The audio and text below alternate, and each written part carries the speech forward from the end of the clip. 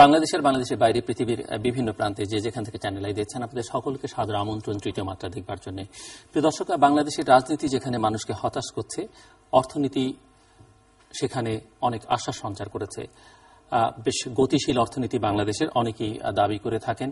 কেউ কেউ একে বাঘের মতো ক্ষিপ্রগতির অর্থনীতি বলছেন, যদিও এ বিষয়ে অনেকেরই প্রবল আপত্তি রয়েছে। নেক্সট 11ও বলা হচ্ছে অর্থনীতির ক্ষেত্রে বাংলাদেশের। যখন গোটা বিশ্ব জুড়ে অর্থনৈতিক মন্দা, তখনও বাংলাদেশের অর্থনীতি মোটামুটিভাবে সচল ছিল এবং একটা ধীর স্থির গতিতে এগিয়ে যাচ্ছিল। সেটি নিয়ে অনেকে ইতিবাচক বক্তব্য পেশ করে থাকেন। বাংলাদেশের এখন বৈদেশিক মুদ্রার রিজার্ভ রেকর্ড পরিমাণ। বাংলাদেশের প্রবৃদ্ধি গত কয়েক বছর ধরে 6-এর আশেপাশে ঘোরাঘুরি করছে। সেটি নিয়ে অনেকে বেশ ইতিবাচক বক্তব্য রেখে থাকেন। সামনে বাজেট, গত বাজেটে বাংলাদেশের যে আকার ছিল বাজেটের, সেই আকার অনেকেই সর্বশেষ হিসেব মতো সেটি সর্ববৃহৎ আকারের বাজেট এবং ইতিমধ্যেই দেশের রাজনৈতিক অস্থিরতার কারণে সেই বাজেটের অর্ধেকটারও বেশি ক্ষতিগ্রস্ত হয়েছে অর্থনীতি। ব্যবসায়ীরা দাবি করেছেন, প্রধানমন্ত্রী জাতীয় সংসদে দাঁড়িয়ে দাবি করেছেন। বাংলাদেশের অর্থনীতি আসলে কোথায় দাঁড়িয়ে আছে, কোথায় যেতে পারে, যাওয়ার পথে অন্তরায়গুলো কি, সেগুলো নিয়ে আজকে আমরা কথাবার্তা বলবার চেষ্টা করবো। আর কথা বলবার জন্য আমার আজকের অতিথি, আমার বায়ে বসা আছেন অর্থনীতিবিদ, সেন্টার ফর পলিসি ডায়ালগ সিপির নির্বাহী পরিচালক ডক্টর মুস্তাফিজুর রহমান। ডানে রয়েছেন Federation of Bangladesh Chamber of Commerce and Industry এফবিসিসির প্রাক্তন সভাপতি মীর নাসির হোসেন। স্বাগত আপনার দুজনকে স্টুডিওতে। ডক্টর মুস্তাফিজুর রহমান, আপনার কাছে একটু শুনতে চাই যে আজকে আসলে বাংলাদেশের অর্থনীতি কোথায় দাঁড়িয়ে আছেন। একটা কথা আমরা প্রায়শই শুনি যে অনেকেই বলেন, অর্থনীতিবিদদের অনেকে বলেন, রাষ্ট্রবিজ্ঞানীরাও বলেন যে বাংলাদেশের অর্থনীতি যতটা এগিয়েছে রাজনীতি ততটা পিছিয়েছে এবং রাজনীতির কারণেই আসলে অর্থনীতি যদি কখনো ক্ষতিগ্রস্ত হয়, থমকে দাঁড়ায়, পিছিয়ে পড়ে, সেটি রাজনীতির কারণেই হবে। এবং সেখানে রাজনীতির এখনকার যে চিত্র, সেটিকে অনেকে মনে করেন যে অর্থনীতির যে গতিটা আছে সেটি সাস্টেইনেবল হবে না যদি রাজনীতিটা ঠিক করা না যায়। আমার প্রশ্নটা হচ্ছে, আসলে আপনি কি মনে করেন কোথায় দাঁড়িয়ে আছে অর্থনীতি? ধন্যবাদ। আপনি যে কথাটা বলেছেন সেটা ঠিক, যে রাজনীতির সাথে অর্থনীতির একটা সম্পর্ক আছে এবং যদি রাজনীতি যদি সামনের দিকে না যায় তাহলে সেটা অর্থনীতিকেও কিন্তু পেছনের দিকে টেনে ধরবে।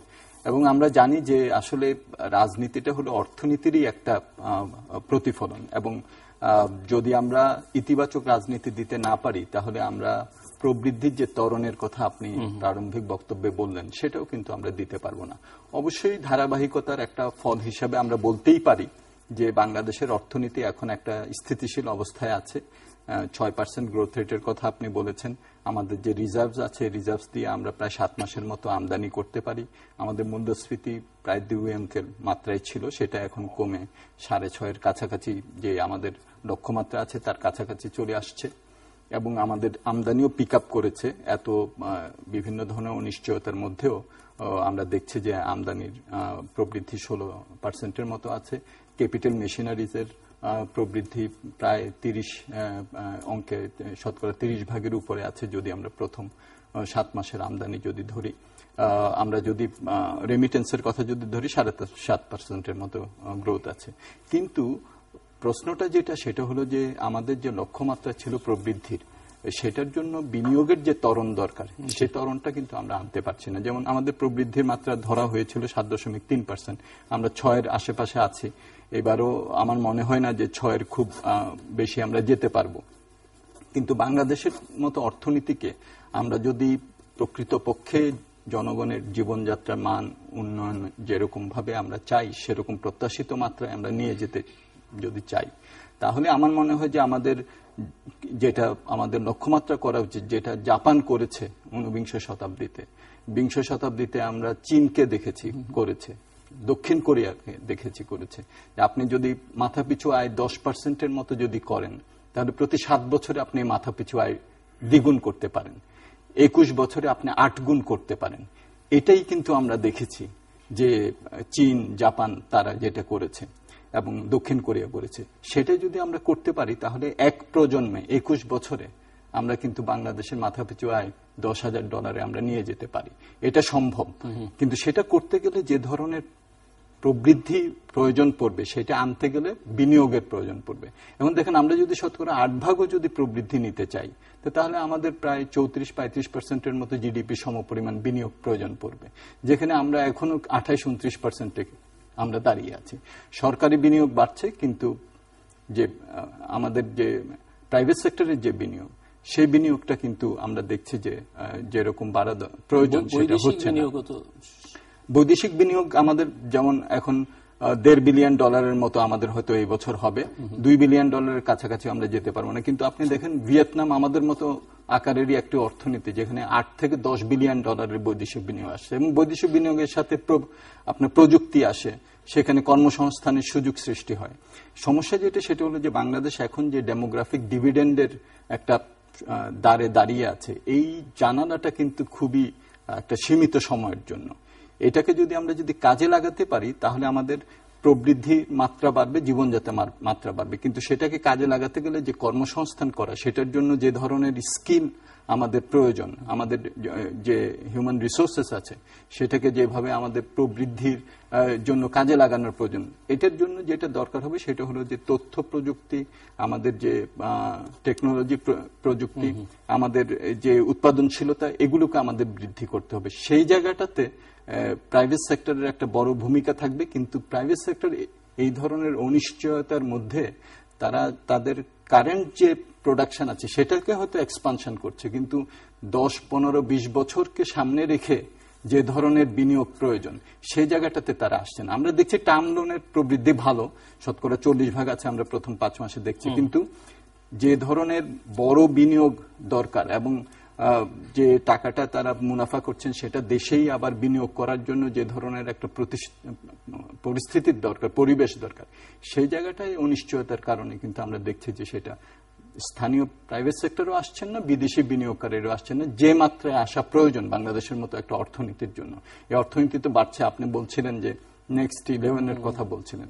তো এই যে সম্ভাবনাগুলি, সেই সম্ভাবনাগুলির সাথে তাল মিলিয়ে যে ধরনের বিনিয়োগ প্রয়োজন, সেই বিনিয়োগটা কিন্তু এখনো আমরা দেখছি।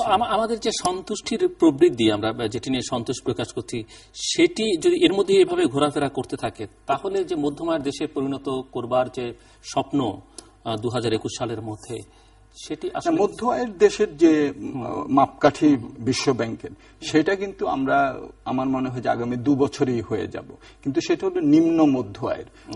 মধ্য আয়ের যেটা, সেটার মাত্রা হলো $4,500 থেকে $12,000, যেটার কথা আমি বলছিলাম, যে ওই 10% মতো যদি গ্রোথ আমরা করতে পারি সেখানে আমরা চলে যেতে পারবো। সুতরাং নিম্ন মধ্য আয়ের যে লক্ষ্যমাত্রা, এটা আমার কাছে, আপনি কি মনে করেন যে ডাবল ডিজিটে যাওয়ার জন্য কত বছর যদি এটা আমার মনে হয় যে সম্ভব। আপনি দেখেন আমাদের দেশে যদি সুশাসন, আমরা বিভিন্ন প্রাতিষ্ঠানিক শক্তিমত্তা বৃদ্ধি করে করতে পারি, আমরা যদি গ্যাস জ্বালানি এটা আমরা যদি দিতে পারি, এবং আমরা যদি আমাদের যে ইনফ্রাস্ট্রাকচার আছে, অবকাঠামো আছে, সেটা যদি আমরা করতে পারি, এই তিনটা যদি আমরা করতে পারি, তাহলে প্রত্যেকটাই 1% করে আমাদের গ্রোথ কিন্তু বাড়াতে পারে। সুতরাং 10-এর কাছে যাওয়া, এবং এখনো আমাদের বাংলাদেশের অর্থনীতি $160 বিলিয়ন একটা জিডিপি, এখান থেকে লো বেস থেকে কিন্তু হায়ার গ্রোথ রেট করাটা ইজিয়ার। এমন তুলনা করেন আরেকটা দেশ যার নাকি হয়তো $1 ট্রিলিয়ন জিডিপি, তার ক্ষেত্রে তো প্রবৃদ্ধিটা করা একটু ডিফিকাল্ট। আমরা এখনো সীমিত একটা সাইজের অর্থনীতি, এখানে ডাবল ডিজিট আমরা আগেও দেখেছি অন্যান্য দেশও করতে পেরেছে। চীনের পক্ষে এখন আর করা সম্ভব নয়, কিন্তু 78 সাল থেকে 2010-11 সাল পর্যন্ত কিন্তু তারা করতে পেরেছে। সুতরাং ওই উইন্ডোটা আমাদের এখনো আছে, এবং আমার মনে হয় যে এটা সম্ভব। এবং এটা যদি আমরা না করতে পারি, সমস্যাটা হবে যে আমরা এখন হয়তো হাঁটছি কিন্তু অন্যরা তো দৌড়াচ্ছে, সুতরাং তুলনামূলকভাবে আমরা পিছিয়ে। হাঁটা এবং দৌড়ের মধ্যে পার্থক্য আছে। ধন্যবাদ। আসলে আমরা যদি বাংলাদেশের অর্থনীতির চিত্রটা দেখি, সামষ্টিক অর্থনীতির যতগুলি সূচক আছে সবগুলোই কিন্তু পজিটিভ। আপনি দেখেন ইনফ্লেশন রেট যেটি উনি বলছেন, এটা কিন্তু অনেক কমে এসছে। আপনি যদিও এট প্রেজেন্ট কিছুটা বেড়েছে, কিন্তু 12 মাসের যদি গড় দেখেন সেখানে কম, point two point non food এবং ফুডে কিছুটা সামান্য কিছুটা বেড়েছে, 6.14 এরকম একটা এসছে, কিন্তু 12 মাসের গড়ে কিন্তু কম রয়েছে। আপনার রিজার্ভ পজিশন খুবই ভালো, যেটা কোনোদিনই ছিল, প্রায় 7 মান্থস আমরা ইম্পোর্ট বিল সেটেল করতে পারি। আপনার অন্য যে কটা সুযোগ দেখেন প্রায় সবকটাই কিন্তু পজিটিভ। কিন্তু যে কথাটা হচ্ছে সেটা হচ্ছে আমরা একটা জায়গায় এসে থমকে গেছি, সেটা হচ্ছিল প্রবৃদ্ধি 6%-এর উপরে আমরা আনতে পারছি না। তার যে কারণ কয়েকটা উনি চিহ্নিত করেছেন, আমরা ভুক্তভোগী। যেমন আজকে এক্সপ্যানশন করতে পারছি না, নতুন ইন্ডাস্ট্রিতে আমরা যেতে পারছি না। তার কারণ হচ্ছে যে আমরা গ্যাস পাচ্ছি না, জ্বালানি পাচ্ছি না। বিদ্যুৎ আজকে যথেষ্ট উন্নতি হয়েছে, কিন্তু আমার রাইট বিদ্যুৎটা আমি জায়গা মতো পাচ্ছি না, কোয়ালিটি ইয়ে দিতে পারছি না। গভর্নমেন্ট যদিও বলছেন যে আমি আপনাকে জায়গা মতো দিই, কিন্তু আমার সে পর্যন্ত পৌঁছানোর যে ইনফ্রাস্ট্রাকচার সেটা এখন পর্যন্ত গড়ে ওঠেনি। তো যে এক কথা বলতে গেলে যে আমার জ্বালানি এবং বিদ্যুৎ আমি চাহিদা মতো পাচ্ছি না, যার জন্য আমি এক্সপ্যানশন প্ল্যানিংটা করতে পারছি না।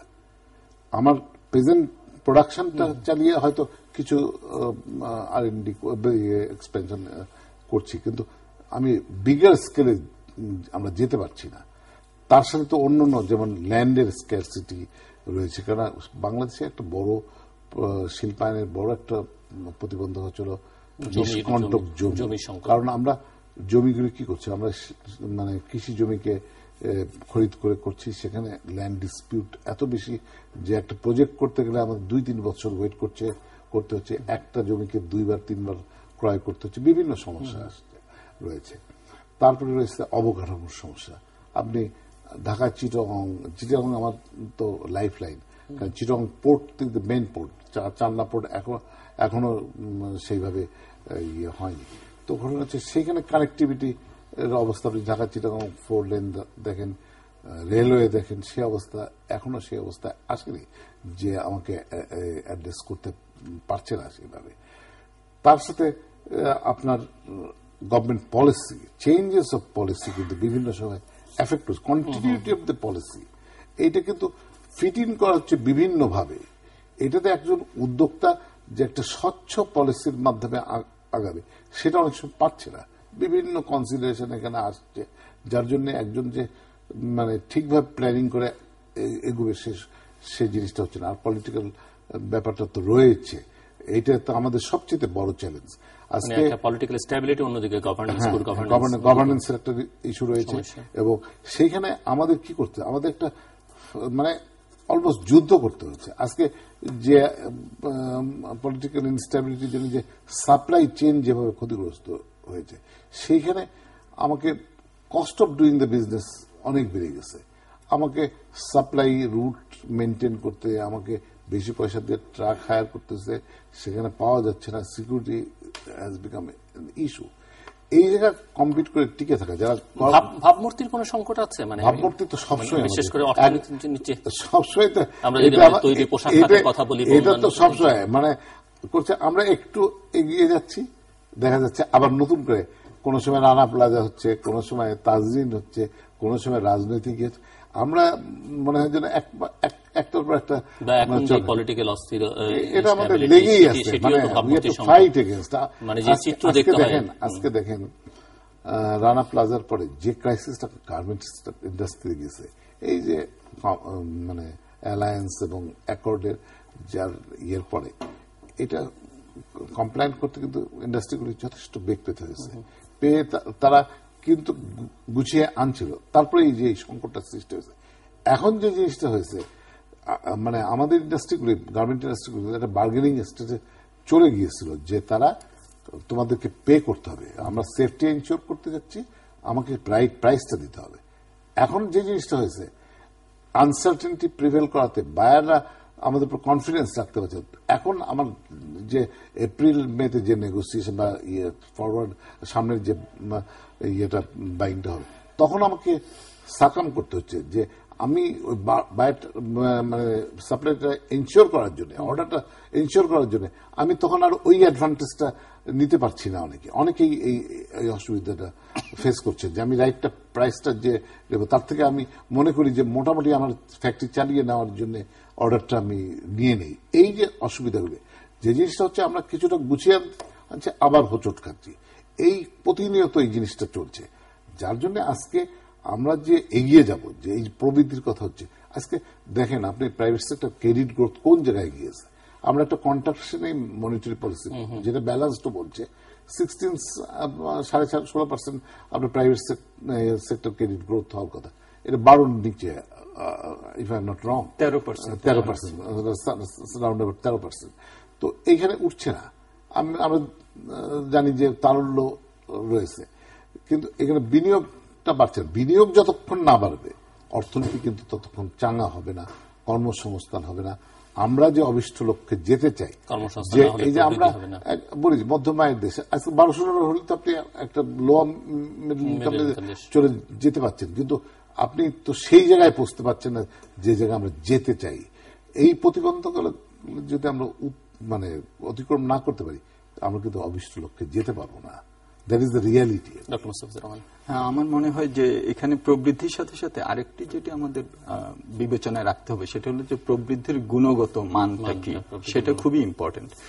মূলত প্রবৃদ্ধিটা তো আসতে হবে, মিন আসিফ ভাই ঠিকই বলেছেন যে আমাদের যে শিল্প খাত, সেই শিল্প খাতটাই কিন্তু আমাদেরকে এটা সামনের দিকে নিয়ে যেতে হবে এবং কৃষি খাতকে আমাদের শিল্পের সাথে সংযুক্ত করে একটা আমাদের অগ্রসর হতে হবে। কারণ কৃষিকেও যদি আমরা সামনের দিকে নিতে চাই তাহলে এটাকে শিল্প খাতেরই একটা অংশ হিসেবে দেখতে হবে, পশ্চাৎ এবং অগ্র দুটোই একটা সংযোগ স্থাপন করে। আপনি দেখেন কৃষির আমরা যদি দ্রুত উন্নয়ন চাই তাহলে কৃষিজাত পণ্যের এখানে প্রক্রিয়াজাতকরণ, এটাকে বিশ্ববাজারের সাথে সংযুক্ত করা।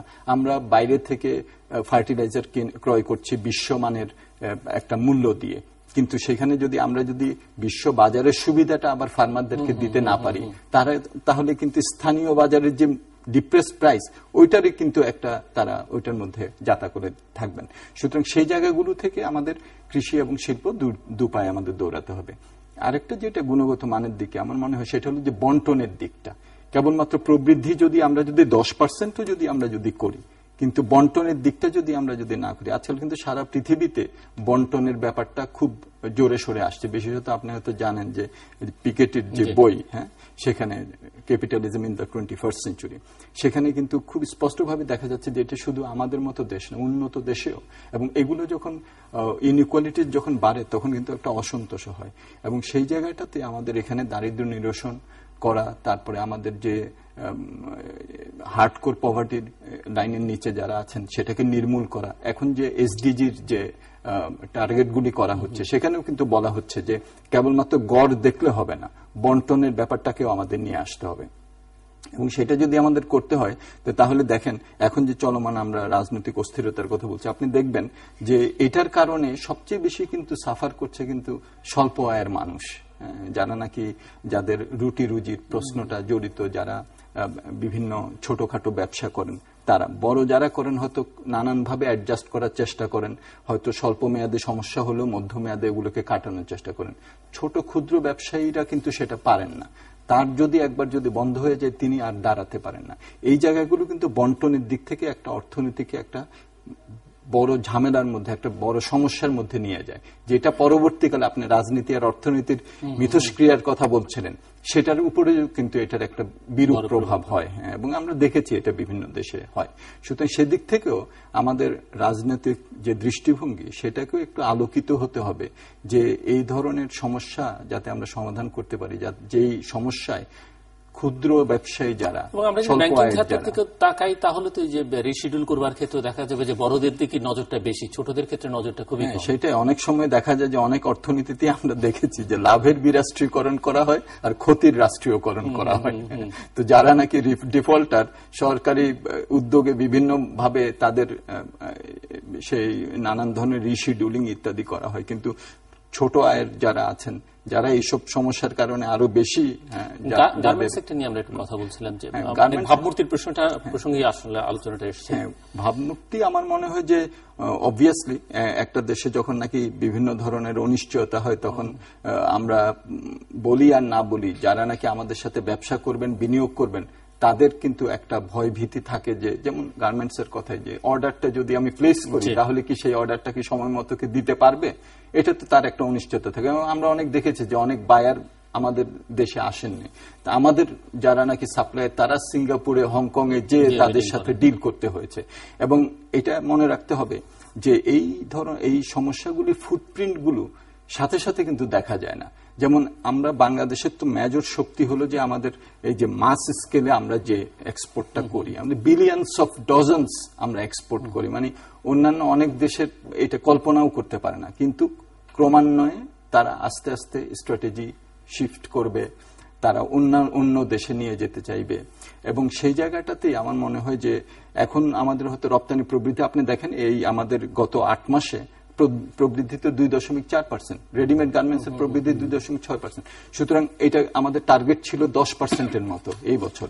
তা আমরা যদি আগামী 4 মাসে যদি আমরা 35% গ্রোথ করি তাহলেই কেবলমাত্র আমাদের এই 10%-এর টার্গেট, সেটা আমরা পারবো না।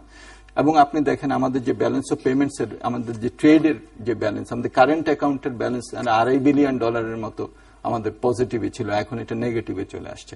সুতরাং যেহেতু ইম্পোর্ট পিক আপ করেছে, হুইচ ইজ গুড, কিন্তু রপ্তানিকেও আমার ওই তালে আমি যদি না অগ্রসর করতে পারি তো তাহলে তো আমাদের এই ডেফিসিটটা বাড়বে। সুতরাং সব দিক থেকে আমাদের এখন চিন্তা করতে হবে যে আমাদের কোন কোন কৌশল আমরা গ্রহণ করলে এই যে ভ্যালু চেইন গুলো গ্লোবালি ডেভেলপ করছে, আঞ্চলিক ভ্যালু চেইন, এবং আমাদের এই যে দেখেন এখন বিসিএম ইকোনমিক করিডোরের কথা আমরা চিন্তা করছি, আমরা চিন্তা করছি যে সার্কের ভেতরের যে ভ্যালু চেইন আছে এগুলোকে কিভাবে, সাপ্লাই চেইনগুলোকে আরো ডেভেলপ করা যায়। এখন আমাদের চিন্তা করতে হবে আমরা কিভাবে বিভিন্ন কানেক্টিভিটি আরো বাড়াতে পারি, মোটর ভেহিকেল এগ্রিমেন্ট ইত্যাদি করে যাতে আমাদের এই যে কস্ট অফ ডুইং বিজনেস এগুলো আমরা কমাতে পারি। এই জায়গাগুলোতে এখন আমাদের যদি আমরা হাত দিতে পারি তাহলে এই যে উইন্ডো অফ অপরচুনিটি, এটা আমাদের ডেমোগ্রাফিক উইন্ডো অফ অপরচুনিটি, আবার একটা গ্লোবাল যে ইকোনমির এটারও একটা উইন্ডো অফ অপরচুনিটি এখন আছে। এটা বেশি দিন থাকবে না। এই যে নেক্সট 11 কথা বললেন, ইন্দোনেশিয়া আসবে, ভিয়েতনাম আসবে, অন্যরা চলে আসবে আমরা যদি না যেতে পারি। সুতরাং এইটা বলছিলেন যে অন্যরা দৌড়চ্ছে, আমরা সেখানে হাঁটছি, আমরা আমাদেরকে দৌড়াতে হবে এবং সেই ধরনটা সম্ভব। স্পেশাল ইকোনমিক জোন দেখেন আমরা এখন প্ল্যান করেছি স্পেশাল ইকোনমিক জোন করব, এটা আমাদের খুব দ্রুত করতে হবে। আমরা যদি এখানে যদি বিলম্ব করি তাহলে অন্যান্য দেশগুলোতে কিন্তু এই এফডিআই গুলো চলে যাবে। কিন্তু এখন যে অপরচুনিটিটা আছে, চীন থেকে অনেকে চলে আসতে চাচ্ছে। আপনি জানেন যে জাপানের প্রধানমন্ত্রী যখন এসেছিলেন তখন উনি বে অফ বেঙ্গল যে গ্রোথ বেল্টের কথা, বিগ বির কথা তিনি বলেছেন। আমরা দেখি যে চীনেরও একটা বড় আগ্রহ আছে, ভারতের অবভিয়াসলি একটা আগ্রহ আছে, ভারত আমাদেরকে শূন্য শুল্ক সুবিধা দিয়েছে, একটা প্রস্তাব তাদের আছে। সুতরাং সব দিক থেকে বাংলাদেশের ভৌগোলিক যে অবস্থান, এই অবস্থানটা বাংলাদেশকে কিন্তু একবিংশ শতাব্দীতে একটা, আপনি টাইগারের কথা বলছিলেন, মানে আমার মনে হয় যে রিয়েলি একটা বাংলাদেশ একটা ব্যাঘ্র পরিণত হতে পারে, ব্যাঘ্র অর্থনীতিতে পরিণত হতে পারে। সে সক্ষমতা বাংলাদেশের আছে। সেই সক্ষমতা বাংলাদেশ আমরা কিন্তু ধারাবাহিকভাবে আমরা অর্জন করেছি। শিল্প করবার ক্ষেত্রে ফোকাসটা যে আমরা কি কি কোন ধরনের ব্যবসা করব, আমরা এখন সপ্তম পঞ্চবার্ষিকী পরিকল্পনা এখন করা হচ্ছে। যদি এইখানে কৌশল ঠিকমতো যদি করা হয় এবং যে ধরনের সংস্কার দরকার সেই সংস্কার যদি আসে, এবং এই সংস্কারগুলো কেবলমাত্র যে আমাদের নীতি সিদ্ধান্ত গ্রহণের যে আমাদের পরিপক্কতা সেগুলোর সাথে যেরকম জড়িত, আমাদের প্রতিষ্ঠানগুলিকে সক্ষম করা, আমাদের যে পাবলিক সার্ভেন্টস অ্যাক্ট একটা করার কথা ছিল, তা আমাদের এই সব সংস্কারগুলি কিন্তু অনেক দিন ধরে কিন্তু হচ্ছে না। কিন্তু বাংলাদেশের অর্থনীতি যেরকম ভাবে বাড়ছে, তার চাহিদা যেভাবে বাড়ছে, তাকে সমন্বয় করা, তাকে ম্যানেজ করার জন্য যে ধরনের আমাদের সংস্কার দরকার, প্রাতিষ্ঠানিক সক্ষমতা তার সাথে কিন্তু পাল্লা দিতে পারছে না। সুতরাং প্রোডাক্টিভ ফোর্সগুলো বাড়তে চাচ্ছে কিন্তু প্রোডাকশন রিলেশনস গুলো কিন্তু সেটা মতো করে বাড়ছে না। এই জায়গাটাতে একটা বড় দায়িত্ব অবভিয়াসলি আমাদের নেতৃত্বের, আমাদের কাছে একটা আমাদের আকাঙ্ক্ষা থাকবে অবশ্যই যে বাংলাদেশের অর্থনীতির এই যে এখন যে সম্ভাবনাটা, এই সম্ভাবনাটাকে কাজে লাগানোর জন্য যাতে আমাদের সে ধরনের আমাদের একটা ইতিবাচক রাজনৈতিক পরিবেশ আমাদের উদ্যোক্তারা পান, এটাই হলো এখনকার সময়ের চ্যালেঞ্জ। যে জিনিসটা হয়েছে বাংলাদেশে, আমরা মনে করছি যে বাইরের ইমেজ আমাদের খারাপ, কিন্তু একটা জিনিস কিন্তু স্পেশালি জাপানিজ যে তারা কিন্তু অলরেডি নিজেরা স্টাডি করছে, তারা কিন্তু এই জায়গাটা অলরেডি সিলেক্ট করেছে টু রিলোকেট দেয়ার ইন্ডাস্ট্রিজ। তারা কিন্তু তাদের মতো কনসালটেন্ট কাজ করছে, জাইকা কাজ করছে, তারা কিন্তু আসতে চাচ্ছে বেশিরভাগ। ইভেন এই সময় যখন পলিটিক্যাল চলছে তার মধ্যেও তারা আসতে চাচ্ছে। তারা কিন্তু একটা জিনিস উপলব্ধি করেছে, সেটা হচ্ছিল যে অনেক দেশে তারা যেতে পারছে না ডিউ টু ম্যান পাওয়ার। ওখানে আপনি যদি মায়ানমারে যান, আপনি তো লোক পাবেন না আপনি কাজ করানোর জন্য। ভিয়েতনামে, কম্বোডিয়াতে আপনার একই প্রবলেম, আপনি একটা সার্টেন পর্যায়ে গিয়ে কিন্তু আপনি স্টাক আপ হয়ে যাচ্ছেন, যেটা বাংলাদেশে কিন্তু সেই সমস্যা নেই। কারণ হচ্ছে এখানে আপনি ইউ আর গেটিং পিপল, তো সেই জায়গাটা কিন্তু তাদের বিবেচনার মধ্যে রয়েছে এবং এর যে জিওগ্রাফিক্যাল স্ট্র্যাটেজিক পজিশন এটাও ইউনিক। তো এইটা কিন্তু চলছে প্যারালে। এটা কিন্তু আপনি আজকে যদি শুধু আমি এনাবেলিং এনভায়রনমেন্ট এবং service delivery by the government যদি কুইকার করতে পারি এবং একটা ডিফাইন্ড পলিসির মধ্যে নিয়ে আসতে পারি, সেটা যদি গভর্নমেন্ট ফ্যাসিলিটেট করতে পারে coming out of the political dialogue, তাহলে কিন্তু আপনি কিন্তু সময় লাগবে না এখানে আপনার বিদেশি ইনভেস্টমেন্ট আসা এবং এখানে যে নতুন ইন্ডাস্ট্রি যারা করবেন, যারা রিলোকেট করবেন, এটা কিন্তু হয়ে যাবে। আমি দেখতে পাচ্ছি এবং এর মধ্যেও কিন্তু লোকজন আসছেন, তারা ঢাকা শহরের বাইরের দিকে যাচ্ছেন না, কিন্তু তারা বাড়িধারাতে এবং তারা কিন্তু ওই সোনারগাঁ পর্যন্ত যাচ্ছে না, তারা এই দিককার হোটেলগুলিতে থেকে সেখানে they are having the business meetings with the counterparts. তারা আমাদের সাথে বলছে যে we have been advised not to go to the city. They are continuing. এটা কিন্তু চলছে। তারা এইটাকে আমরা যেমন এই অবস্থাটাকে কিছুটা গা সহ করে ফেলেছি, মেনে নিয়েছি, তারাও কিন্তু অনেকটা এটা মেনে নিয়েছে যে এদেশে আসতে হলে এরকম একটু তাদের ফেস করতে হবে, কিন্তু সেটা একটু শুভ না। Actually we must create an enabling environment. কারণ হচ্ছিল আমরা আজকে দেখেন ইন্ডিয়ায় যে budget, their target is 8% GDP growth. তো তারা কিন্তু এগিয়ে যাচ্ছে, যেভাবে ইন্ডিয়ায় ইনভেস্টমেন্ট হচ্ছে, ফরেন ইনভেস্টমেন্ট হচ্ছে, যেভাবে নিউ গভর্নমেন্ট ইকোনমিক ইয়েতে যাচ্ছে, আমাদের কিন্তু সেই একই স্পিডে যেতে হবে। কারণ আমাদের অ্যাকচুয়ালি আমরা যত ছোট, চীনের পরে ইন্ডিয়ার পরে আওয়ার ইকোনমি ইজ গ্রোয়িং। তো সেইখানে আমার সম্ভাবনা রয়েছে, প্রোটেক্টিভ মার্কেট রয়েছে, এখানে একটা বিরাট সংখ্যক জনগোষ্ঠীর পারচেজিং পাওয়ার অনেক বেশি। কারণ আজকে যদি 3 কোটি বা 4 কোটি 20% অফ পপুলেশন যদি পারচেজিং পাওয়ার খুব ভালো হয়, অনেক দেশের পপুলেশনের থেকেও এটা বেশি। তো এটা তো সবাই বোঝে এবং যারা ইনভেস্ট করে, যারা সবাই বোঝে, সেটা সবাই কাজে লাগাতে চাই, সেই সম্ভাবনাগুলি রয়েছে, সেগুলি আমাদের কাজে লাগাতে হবে। কিন্তু আনফর্চুনেটলি আমরা আমাদেরকে প্রজেক্ট করতে পারছি না, আমরা ফেসিলিটেট করতে পারছি না, আমরা অন্য অনেক কিছু দিয়ে নিজেদেরকে ব্যস্ত রাখছি। সেইটা থেকে আমাদের বেরিয়ে আসতে হবে। যদি রিয়েলি নিজেদের সম্ভাবনা উপলব্ধি করতে পারার, এটাই আমাদের দুর্বলতা, এটাই আমি মনে করি যে আমাদের সবচেয়ে বড় ব্যর্থতা।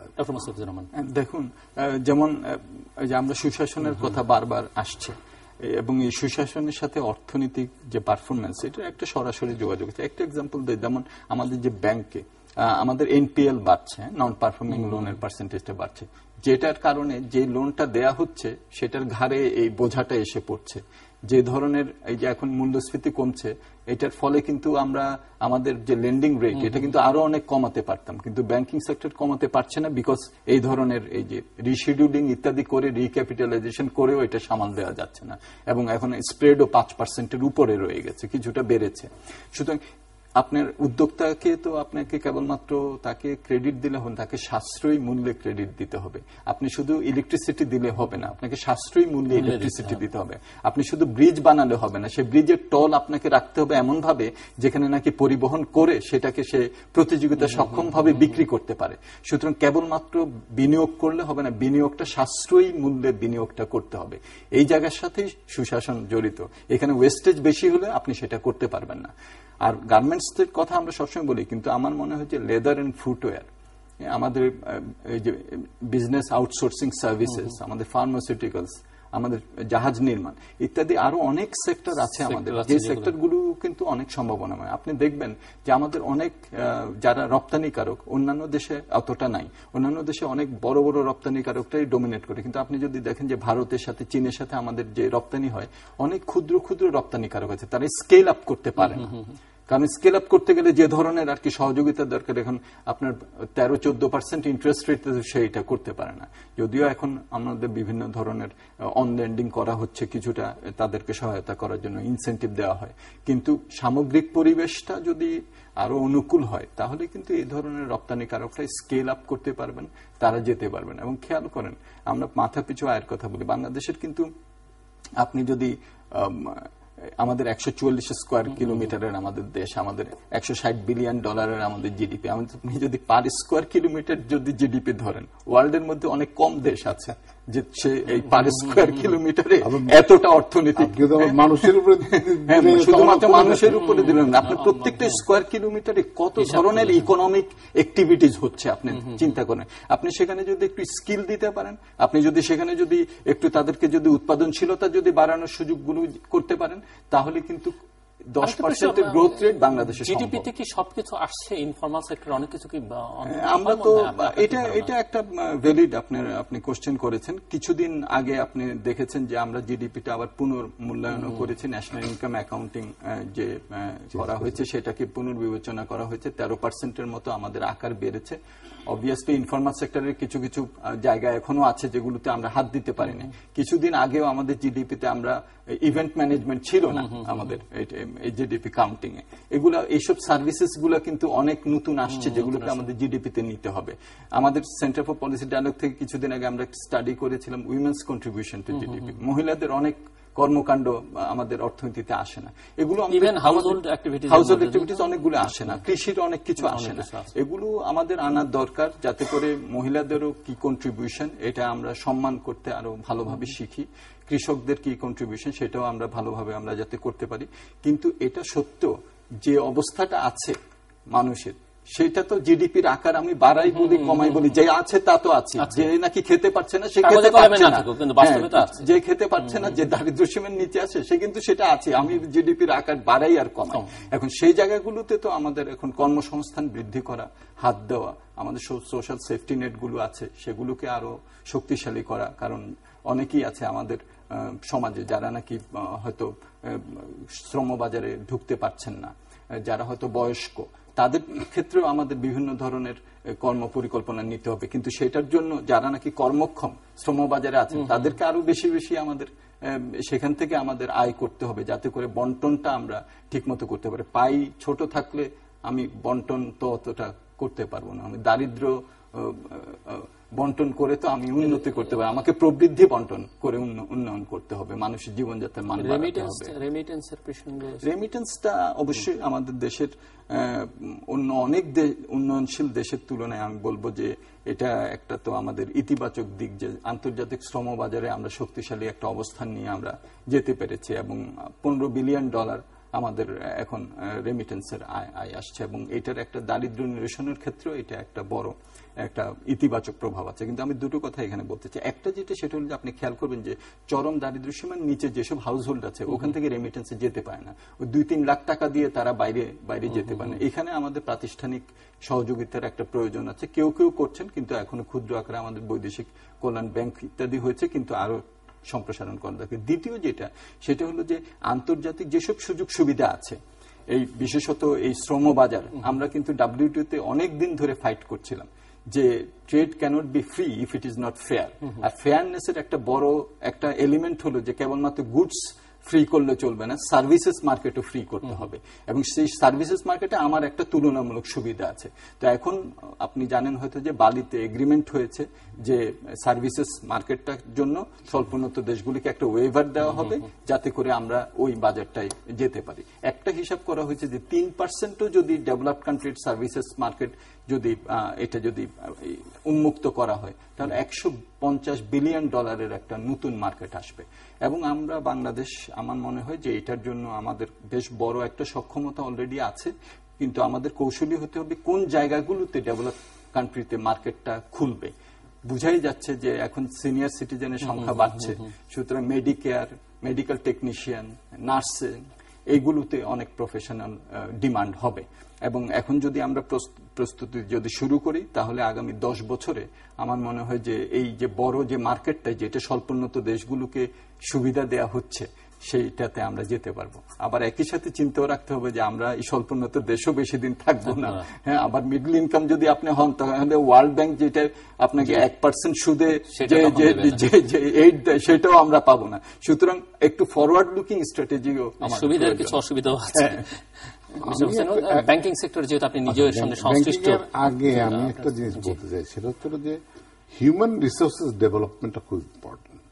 যেটা আজকে আমি মনে করি যে এডুকেশন সেক্টরের দিকে আমাদের হাত দেওয়া দরকার। এডুকেশন সেক্টরটাকে অনেক রকম ইয়ে আসছে, আমি দেখতে পাচ্ছি যেটা সেটা নিড বেস এডুকেশন আমরা করতে পারছি না। আজকে দেখেন খুব আনপ্ল্যান্ড ওয়েতে আপনি ইউনিভার্সিটিজ রেকগনিশন হচ্ছে, মেডিকেল কলেজ রেকগনিশন হচ্ছে, কিন্তু মেডিকেল কলেজে ভর্তি অর্ধেকও হয়নি private, because students are not there. এখন আপনি তার পরিবর্তে যদি আপনি ডক্টর মুস্তাফিজের কাছে আসবো যে সিপিডি এই ধরনের কোনো কাজ করেছে কিনা বা করবার যে অর্থনীতির সঙ্গে সঙ্গতিপূর্ণ বা প্রয়োজনীয় যে শিক্ষা বাংলাদেশে থাকা দরকার সেটি নাসির ভাই শেষ উনি করবেন। শেষ করার পর আমি আজকে যে জিনিসটা ছিল, আচ্ছা নার্সেস ট্রেনিং ইনস্টিটিউট গুলি, ডিপ্লোমা এবং গ্রাজুয়েশন, এইগুলি যদি এনকারেজ করা হতো, যেটা অ্যাকচুয়ালি বাংলাদেশের মেডিকেল কেয়ার যেগুলো হয়েছে সেখানে একটা হেল্প করতো, এক্সপোর্ট করতে হতে পারতো, কারণ হিউজ ডিম্যান্ড রয়েছে নার্সেস।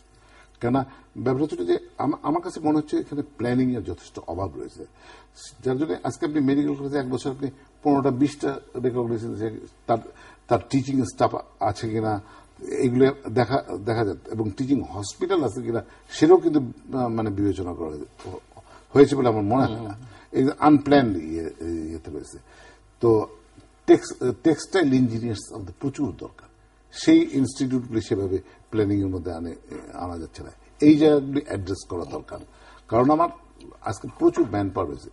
যতক্ষণ পর্যন্ত আমি স্কিল না করতে পারছি সেখানে কোন জায়গায় আমি ভ্যালু এডিশন করতে পারছি না, either in the country not outside.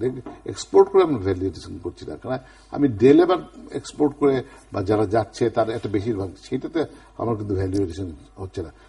এমনও দেশ আছে, ইভেন নেপাল, কাতারে 3 স্টেজে আপনার ম্যান পাওয়ার এক্সপোর্ট করে। প্রথম 2 বছরের জন্য সে পাঠাচ্ছে একটা আনস্কিল্ড হিসেবে, সে হয়তো সার্টেন $200 বা $300 যাচ্ছে, সেই লোকটা ফেরত এসে সে আবার কিন্তু যাচ্ছে কিছু ট্রেনিং সেমি স্কিল, তখন তার বেতনটা কিন্তু দ্বিগুণ হয়ে যাচ্ছে। 2 বছর কাজ করে সে লোকটা ফেরত এসে ট্রেনিং নিয়ে যায়, সে কিন্তু স্কিল হয়ে যায়, তখন তার বেতন 3 গুণ হয়ে যায়। এই প্ল্যানিং গুলি করে যদি করা যায়, যে আজকে যে বৈদেশিক মুদ্রা আয় হচ্ছে এক্সপার্টেড লেভেল, এটা কিন্তু অনেক গুণ বেড়ে যেতে পারে। এই প্ল্যানিংটা আমাদের খুব দরকার। আরেকটা হচ্ছে যে আজকে যদি প্রবৃদ্ধি না করা যায়, আমরা কিন্তু 50% লোকেরও কিন্তু কর্মসংস্থান করতে পারছি না। প্রাইভেট সেক্টর যেটা করতে পারছে 14 লক্ষ হয়তো লোকে কিন্তু করতে পারছে, কিন্তু আসছে তো 26-27 লক্ষ লোক প্রত্যেক বছর শ্রম বাজারে আসছে, সেগুলো করতে পারছে না। প্রবৃদ্ধির জায়গাটা সেইখানে অত্যন্ত দরকার। প্রবৃদ্ধি না হলে আমার কর্মসংস্থান সৃষ্টি হচ্ছে না। ব্যাংকিং সেক্টরে আপনি আসছেন, ব্যাংকিং সেক্টরে যেটা হয়েছে সেটা হচ্ছে তার রয়েছে, আপনি উনি বললেন যে স্প্রেড বেড়েছে, কস্ট অফ বোরিং কমছে না। কারণ হচ্ছে যে আপনাকে প্রায় 10% মতো হচ্ছিল ন্যাশনাল স্ট্যান্ডার্ড অফ এনপিএল, আর যদি আপনি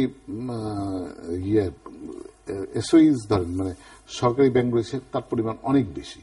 তো এইখানে প্রভিশন তাকে ক্রিয়েট করতে হচ্ছে বাংলাদেশ ব্যাংকের আইন অনুযায়ী, তখন তো তার প্রফিটেবিলিটি কমে যাচ্ছে, তখন অবভিয়াসলি তার স্প্রেড তখন বেড়ে যাচ্ছে।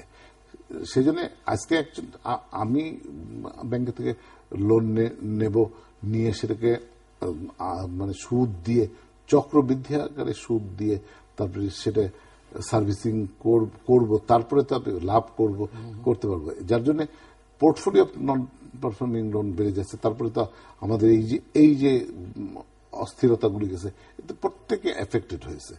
সরকার একটা প্রণোদনা দিয়েছে বড় বড় যারা বড়, আর ছোটদের পর্যন্ত সেটা পৌঁছানো দরকার, আমরা বিভিন্ন সময় বলেছি। একটা জিনিস আমি শুধু বলতে পারি যে আমি সাধুবাদ জানাই সেন্ট্রাল ব্যাংকে, এই গত সপ্তাহে তারা একটা করেছে, সিদ্ধান্ত নিয়েছে, যারা গুড বরোয়ার, যারা টাইমলি পে করেছে তাদের 10% সুদের তারা দেবেন, প্রণোদনা মানে মকুব করবেন। এইটাই প্রথম, কারণ প্রত্যেক সময় দেখা গেছে যে যারা গুড বরোয়ার তারা পেনালাইজড হয়েছে, যারা ব্যাড বরোয়ার তারা রিওয়ার্ডেড হয়েছে। এই প্রথম একটা উদ্যোগ দেখলাম, যারা গুড বরোয়ার তারা রিওয়ার্ডেড হয়েছে, that is a good sign. কতগুলি জিনিস হওয়া উচিত। আমরা ইন্টারন্যাশনাল অনেক কন্ট্রাক্টর দেখি যে যারা টাইমলি কাজ শেষ করতে পারে তারা বোনাস পায়, যারা ডিলেড হয় তারা এলডি হয় বা লিকুইডেড ড্যামেজ বা এই জিনিসটা হওয়া দরকার। তো ব্যাংকিং সেক্টরে যে জিনিসটা হয়েছে, অনেক ব্যাংকও এসছে, সেটাও একটা ব্যাপার রয়েছে।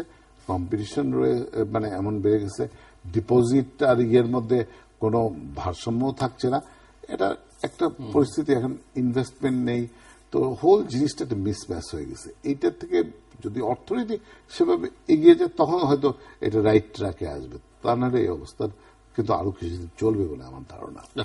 হ্যাঁ, আপনি বলছিলেন যে শিক্ষার সাথে যে আমাদের অর্থনৈতিক উন্নয়নের যে একটা যোগসূত্র, এটা খুবই ইম্পর্টেন্ট। একদিক থেকে অবশ্যই আমাদের গর্ব করার মতোই আমাদের একটা অ্যাচিভমেন্ট হয়েছে এমডিজিতে যে প্রাইমারি স্কুলে এনরোলমেন্টের যে মাত্রা ছিল বা ছেলে এবং মেয়েদের মধ্যে যে পার্থক্য ছিল, এগুলো আমরা অনেক নিরসন করতে পেরেছি এবং আমাদের প্রায় 100% এনরোলমেন্ট আমরা প্রাইমারি এডুকেশনে আমরা করতে পেরেছি। কিন্তু এখন আমাদের হরাইজন্টালি আমরা গেছি, এখন আমাদের ভার্টিক্যালি যেতে হবে। ইনফ্যাক্ট আমাদের গুণগত মান যেটা আমাদের এডুকেশনের, আমরা যদি গুণগত মান যদি দিতে পারি তাহলেই কিন্তু কেবলমাত্র আমাদের যে প্রবৃদ্ধির যে ত্বরণ সৃষ্টির কথা আমরা বলছি সেটা আমরা করতে পারবো।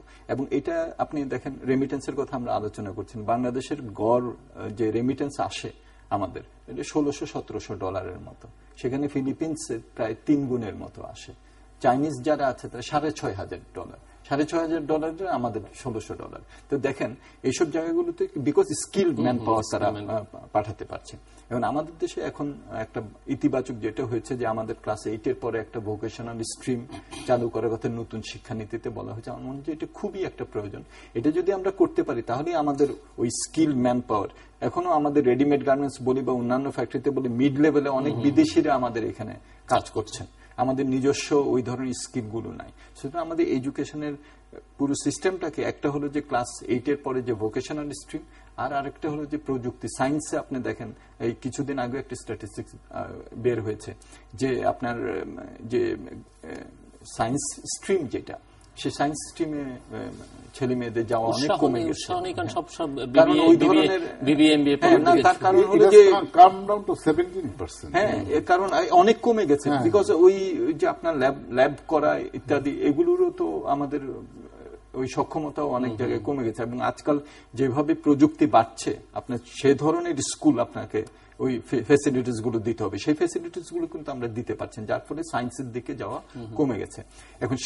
এখন আমরা যদি প্রযুক্তি আনতে চাই, আমরা যদি উৎপাদনশীলতা বৃদ্ধি করতে চাই, আমরা যদি আমাদের প্রতিযোগিতার সক্ষমতা যদি বাড়াতে চাই এবং সেটা করে তারপরে যদি আমরা প্রবৃদ্ধির ত্বরণ সৃষ্টি করতে চাই, তাহলে আমাদের এডুকেশন সেক্টরে একটা আমূল একটা গুণগত মান বৃদ্ধির জন্য একটা চেষ্টা করতে হবে। আশা করব আমরা যে সপ্তম পঞ্চবার্ষিকী পরিকল্পনায় সেটা করার একটা উদ্যোগ নেওয়া হবে।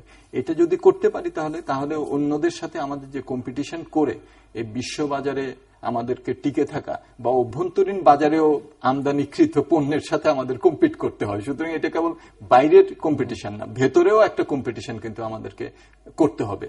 সুতরাং দুদিক থেকেই আমাদেরকে এই এডুকেশনের এই গুরুত্বটা আমাদেরকে বুঝতে হবে।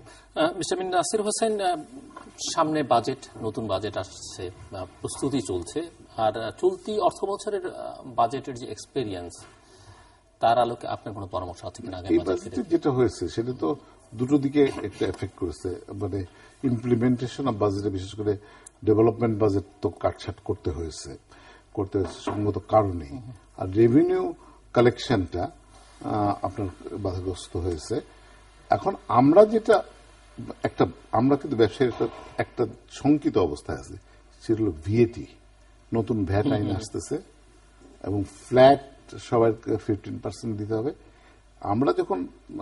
আমরা ওতপ্রোতভাবে জড়িত ছিলাম 92 সালের পরে যখন ভ্যাট আইন চালু করা হয়, তখন এটা অনেক এক্সপেরিমেন্ট, ফান্ডামেন্টালি তো 15% ভ্যাট এডিশন ধরেই করা, কিন্তু আমরা ইমপ্লিমেন্টেশনের সময় গিয়ে দেখেছি বিভিন্ন সময় যে এটা অনেক সময় সেভাবে করা সম্ভব হয় না, অ্যাকাউন্টিং প্রসেস করা, সেটাই সেই জন্য অনেক জায়গায় ট্র্যাঙ্কেটেড সিস্টেম অফ ভিএটি করা হয়েছে, যে থোক ভাবে, তো সেইটা এবার উঠিয়ে দেওয়া হচ্ছে আইএমএফ এর ইয়েতে।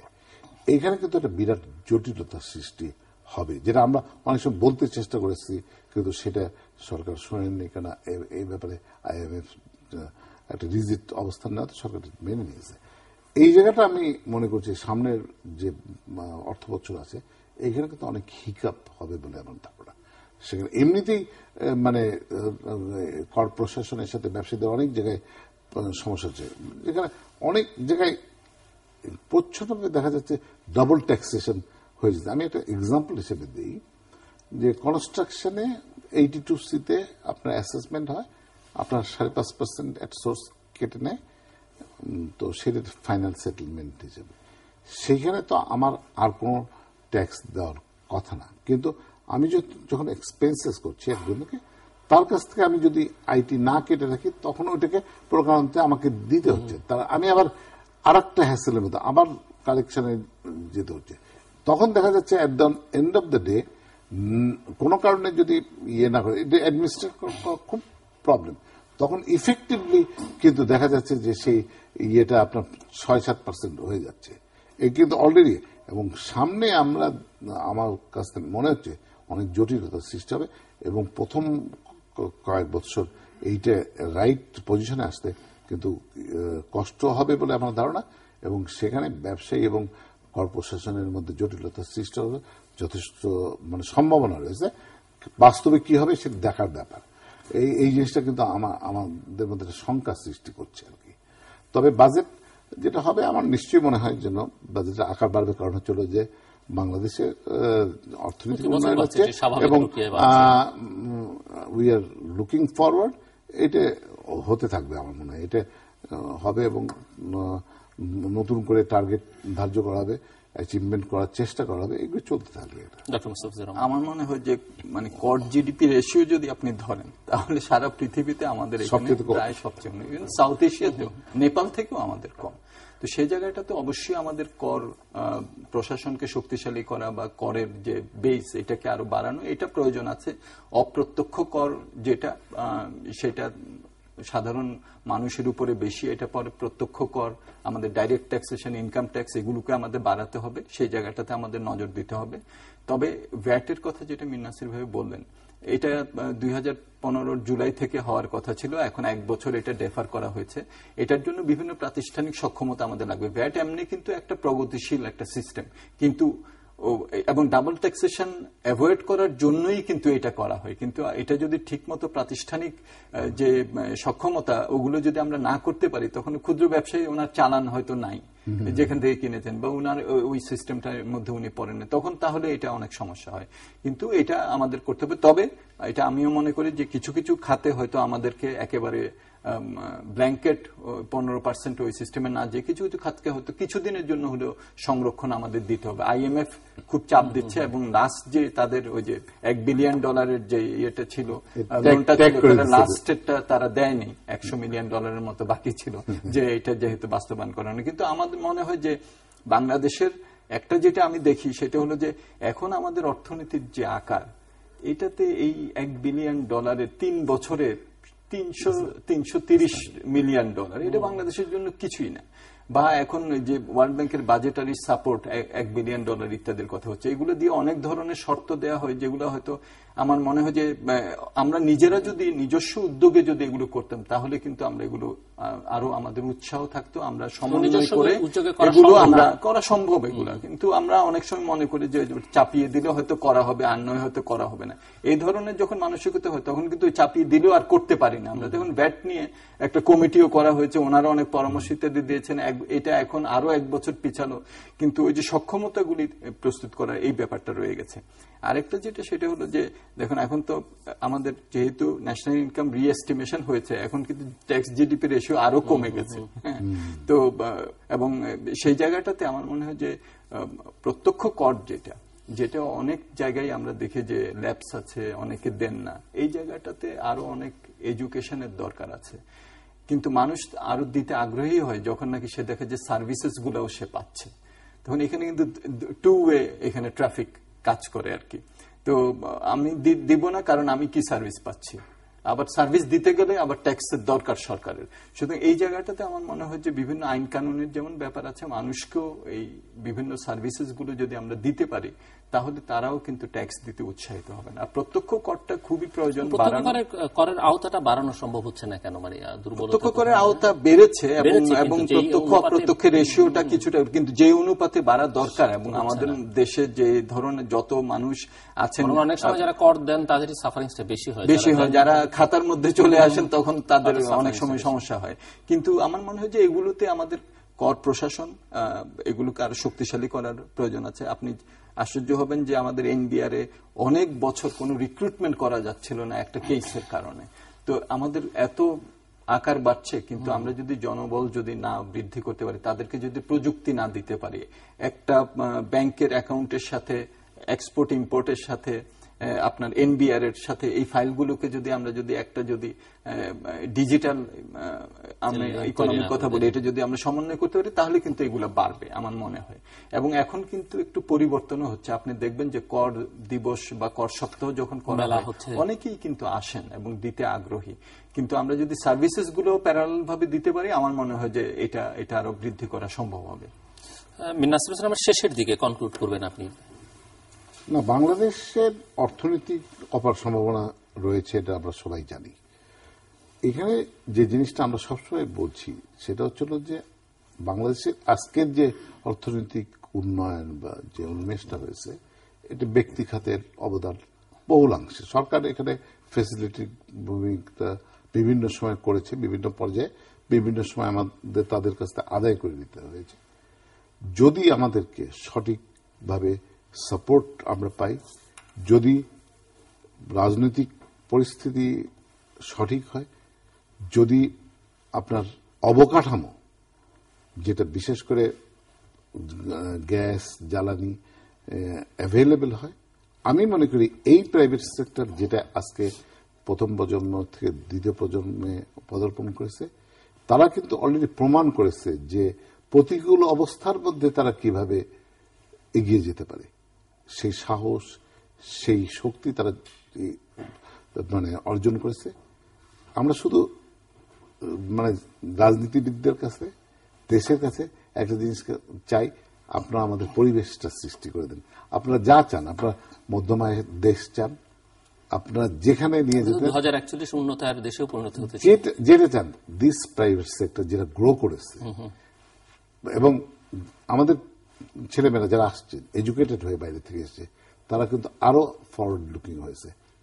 আমরা এই দেশটাকে এগিয়ে নিয়ে যাব, শুধু আমরা চাই সবার সহযোগিতা। ডক্টর মুস্তাফিজুর রহমান, দেখুন, গণতান্ত্রিক সমাজে তো রাজনীতিবিদরাই আমাদের আকাঙ্ক্ষাকে ধারণ করেন, এটা অস্বীকার করার কোনো উপায় নাই। আমরাও আশা করব যে এখন যে সম্ভাবনাটা আমাদের হয়েছে, এটা কিন্তু বাংলাদেশের ব্যক্তি খাতের যে ভূমিকা আছে, সরকারি খাতেরও ভূমিকা আছে। আপনি দেখেন রেডিমেড গার্মেন্টস এর ক্ষেত্রেও যদি দেখেন, ওই ব্যাক টু ব্যাক এলসি যদি ব্যাংকিং সেক্টরে যদি রিফর্মটা না হতো, বা বন্ডেড ওয়্যার হাউস ফেসিলিটিস যদি সরকার না করতেন, তাহলে এই জায়গায় আমরা আসতে পারতাম না। সুতরাং দুটো ক্ষেত্রেই একটা আমার মনে হয় যে ভূমিকার একটা প্রয়োজন আছে। তবে আমি এটা বিশ্বাস করি যে যদি অবকাঠামো যদি আমাদের যদি ভালোভাবে যদি আমরা দিতে পারি, স্পেশাল ইকোনমিক জোন ইত্যাদি, আমরা যদি একটু শান্তিপূর্ণ একটা অবস্থান যদি আমরা রাখতে পারি, নিশ্চয়তা যদি দিতে পারি আমরা, এবং আমরা যদি ব্যক্তি খাতের যে বিকাশের জন্য যে ধরনের পরিবেশ, সেই পরিবেশটা যদি আমরা যদি দিতে পারি, তাহলে বাংলাদেশের অর্থনীতির সামনে এই যে এখন যে সম্ভাবনার যে জানালাটা আছে, এটা আমরা অবশ্যই আমরা এটার সুযোগটা নিতে পারবো, এবং বাংলাদেশের অর্থনীতি যে নেক্সট 11 যেটা বলা হচ্ছে, সে নেক্সট 11 এর মধ্যে বাংলাদেশ প্রথম দিকে থাকবে বলে আমার দৃঢ় বিশ্বাস। দর্শক, আমার অনুষ্ঠানের শেষে প্রান্তে তৃতীয়মত সম্পর্কে আপনি লিখতে পারেন ডাকি ইমেল, এসএমএস এর মাধ্যমে, ইন্টারনেট, আমাদের অফিসিয়াল ওয়েবসাইট অথবা সোশ্যাল নেটওয়ার্কের যে পেজ রয়েছে, সেই সব পেজে আপনাদের মতামত রাখতে পারেন। আর আপনাদের মতামতই আমাদের অনুষ্ঠান তৃতীয় মাত্রা আপনি দেখতে পাবেন প্রতি বৃহস্পতিবার এবং শুক্রবার বাংলাদেশ সময় দুটোই, বুধবার দুপুর 11:30 এবং শুক্রবার দুপুর 1:05 দেখবার আমন্ত্রণ রইল। মিশামিন নাসির হোসেন এবং ডক্টর মুস্তাফিজুর রহমান, অসংখ্য ধন্যবাদ আপনাদের দুজনকেই। দর্শক মণ্ডলী, আমরা কথা বলছিলাম বাংলাদেশের অর্থনীতি নিয়ে। তার সমস্যা আছে, অপার সম্ভাবনা রয়েছে, এবং এটিকে ব্যাঘ্র অর্থনীতির দেশে পরিণত করা খুব একটা দূর নয়। অন্তত আমার দু অতিথির আলোচনায় সেটি বেরিয়ে এসছে। একজন অর্থনীতিবিদ, একজন ব্যবসা বাণিজ্যের সঙ্গে সক্রিয়ভাবে যুক্ত, নেতৃত্ব দিয়েছেন, এবং সেই ব্যাঘ্র অর্থনীতির দেশে পরিণত হওয়া যেমন সম্ভব, সে কথা বলবার সঙ্গে সঙ্গে ওনারা একথাও বলছেন যে আমরা আসলে হাঁটছি, আমাদের যারা প্রতিদ্বন্দ্বী তারা কিন্তু দৌড়চ্ছে। কাজেই এখানে যে সমস্যাগুলো ওনারা চিহ্নিত করেছেন, যদি একটা সঠিক নেতৃত্ব থাকে বাংলাদেশের রাজনীতির অর্থনীতির দুক্ষেত্রেই, এবং এখানে যদি সুশাসন নিশ্চিত করা যায়, অবকাঠামো দেওয়া যায়, পরিবেশটা তৈরি করা যায়, রাজনীতিকে স্থিতিশীলতা দেওয়া যায়, জ্বালানির ব্যাপারটি নিশ্চিত করা যায়, তাহলে বাংলাদেশকে আসলে বাংলাদেশের অর্থনীতিকে আটকে রাখা যাবে না। প্রবৃদ্ধি হচ্ছে এখানে ওনার সন্তুষ্ট না, প্রবৃদ্ধি আরো বাড়াতে হবে আমরা যদি মধ্যম আয়ের দেশ বা উন্নত আয়ের দেশে যেতে চাই, এবং সেখানে এর প্রবৃদ্ধি বাড়ালেই হবে না, এর গুণগত মানের দিকে নজরটা দিতে হবে। এবং ইতিবাচক রাজনীতি যদি না দিতে পারি, যেটি নিয়ে অনেকেই কথাবার্তা বলছেন যে অর্থনীতি এগোচ্ছে, রাজনীতি এগোচ্ছে না, সেখানে ইতিবাচক রাজনীতিটা দেয়া দরকার, এবং সেটি যদি না দিতে পারি তাহলে অর্থনীতির এই গতি বা যে সম্ভাবনা সেটিকে ধরে রাখা যাবে না, বরং এটি হোঁচট খেতে বাধ্য হবে বারবার। এবং সেখানে এই ইতিবাচক গতি ধরবার, রাজনীতি দেবার ক্ষেত্রে আমাদের ব্যর্থতা আমাদের অর্থনীতিকে আরো পেছনের দিকে ঠেলে দিতে পারে। এটি আমাদের রাজনৈতিক নেতৃত্বের মাথায় রাখা দরকার। দর্শক, আমাদের সঙ্গে থাকবার জন্য অসংখ্য ধন্যবাদ। আপনাদের সবার জন্য শুভকামনা।